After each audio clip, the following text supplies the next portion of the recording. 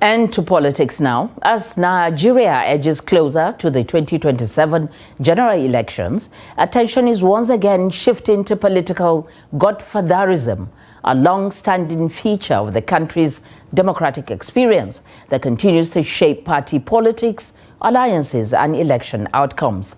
In this next report, Trust TV's Nuel Samson examines how power struggles within political parties are influencing public trust, voter participation, and the future of democracy. Nigeria returned to democratic rule in 1999, but analysts say political godfatherism has remained deeply rooted in the system. In many cases, real power lies not with voters, but with influential figures who control party structures, funding, and candidate selection. Annual figures show a steady decline in voter turnout from about 54% in 2011 to below 30% in the 2023 general elections.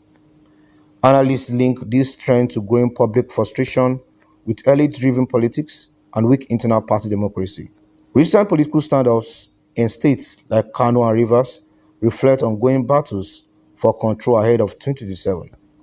Observers warn that prolonged godfather-led conflicts risks further weakening public confidence and discouraging voter participation. Instead of talking about development and conversations about development of the state and national development, we are talking about individuals and individual quarrels, right? So going into 2027 elections, you begin to see that people are seeing godfathers as their link to re-emergence as governors of their state, especially those that are now seeking second tenure. They are saying that I have to be loyal to this particular person for me to get a party ticket or for me to even be on the ballot, which means your loyalty is not to the people. You're not accountable to the people. And we have seen really, in the histories of elections in Nigeria where presidents, governors, do not want to be involved in debates, public debates, because they really feel that what am I going to tell the people when a godfather can simply pick me and I'll become the governor? So your loyalty now becomes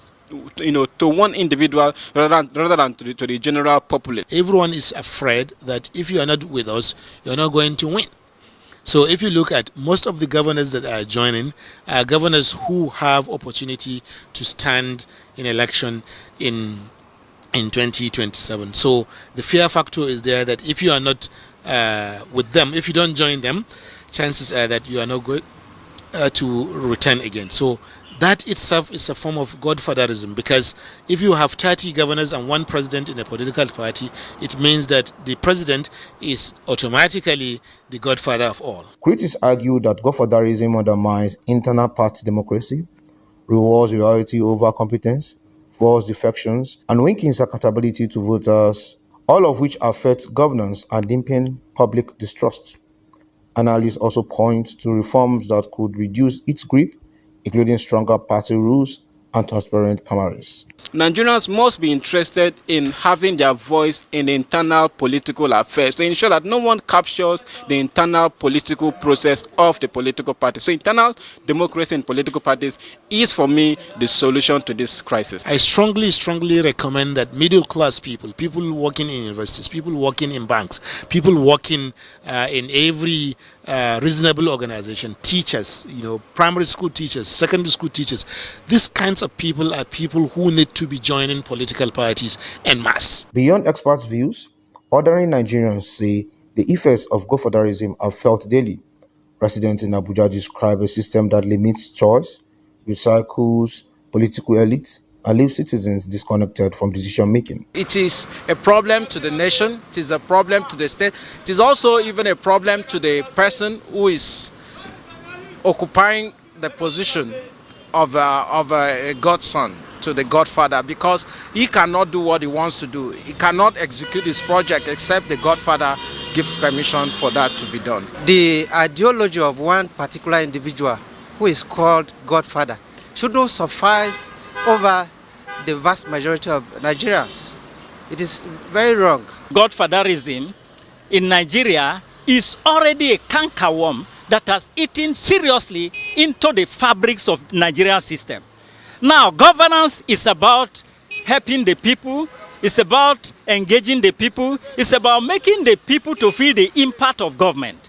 But if there is a cankerworm, if there is a challenge, if there is any trouble, it will affect the growth of Nigeria system, especially as it has to do with election and the rest of it. As political calculation intensifies nationwide, godfatherism is expected to remain a key factor on the road to 2027, raising urgent questions about party reform, voter engagement, and whether Nigeria's democracy can shift power back to the people.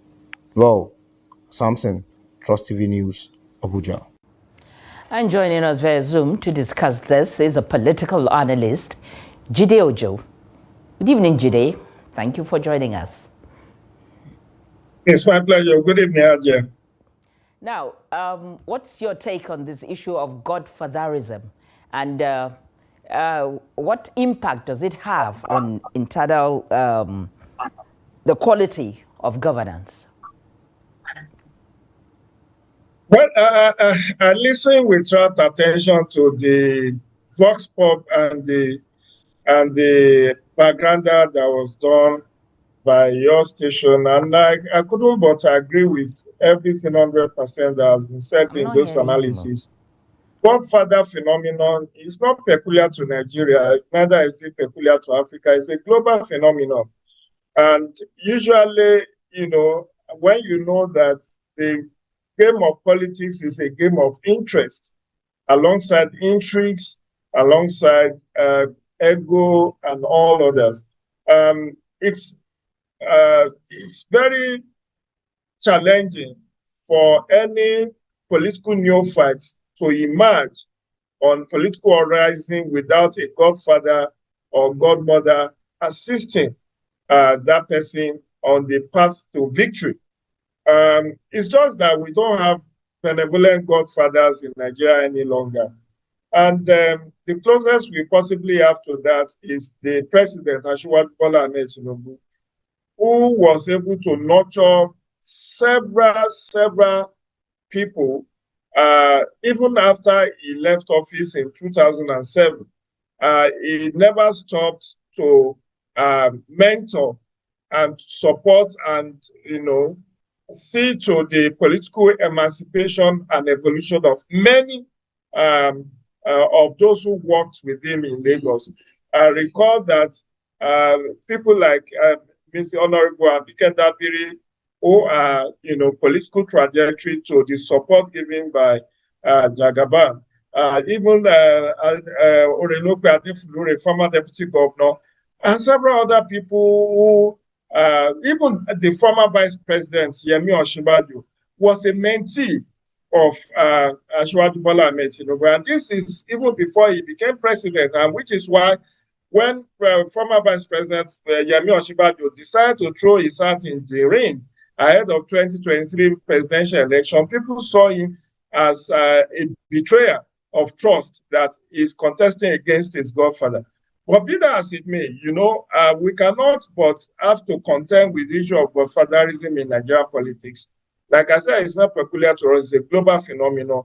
But unfortunately, we have not been able to manage that relationship between godfather and godson because it's almost always ended in betrayal. Look at the several examples that was given in that background. The Ubasani and Malam Nasir El-Rufai, Nyesom Wike and Fubara, and even in Oyo State, and the late Adedibu, Lamidi Adedibu, and former governor, now Olubadan, Rashid Adewolula Doja, they fell apart. Even in Anambra, where you have the issue of godfatherism turning violent between Chief Chris Tuba and former governor Chris Ngige way back in 2003. It almost always ended in fiasco because there is oftentimes a gentleman's agreement that are brokered, and when the godson emerges victorious, he wants to be independent of the structure that brought him to power, which is usually why the negotiations always break down. But I think the way out is for us to continue to, educate our political elite, not to tread the path of handing their political future in one individual. Much as it's very difficult to champion that cause, but that is the reality. Because when you broker, how is it said, when you ride on the back of a tiger to victory, you may end up being consumed by that tiger if care is not taken. So people must know the kind of alliances they are negotiating. People must know the kind of power they are brokering on their behalf, or they themselves are brokering with the godfather. And I need to state that there are two variants of godfatherism. There are those who bankroll the election of their mentees or their godsons, and there are those who bankroll the election themselves, but needs the influence of the godfather for political victory, which is what happened in Oyo State way back in 2000 and I think ahead of 2007 elections. Because Rashid Adewale Ladoja, governor of Oyo State then, really was a billionaire. He has all the money, and he only needed the influence of Lamidi Adedibu to coast home to victory because of the political network that Adedibu has over the 33 local governments in Oyo State. So the funding actually came from Ladoja, not from Adedibu, unlike what happened in the case of Chris Ngige and Chris Uba, where it was Chris Uba that funded the election of Chris Ngige at that time. So there are different dimensions to it, but people must know what they are signing up to when they go into, when they go meet political godfathers for patronage. How do we reduce the influence of godfathers in the states and restore public trust in politics? No, the pathway to that is for us to reform the entire political administration and management structure. The issue of godfatherism, people see it only at the elections, but godfatherism stands from even how people seizing the structure that will produce candidates ahead of elections. And that's what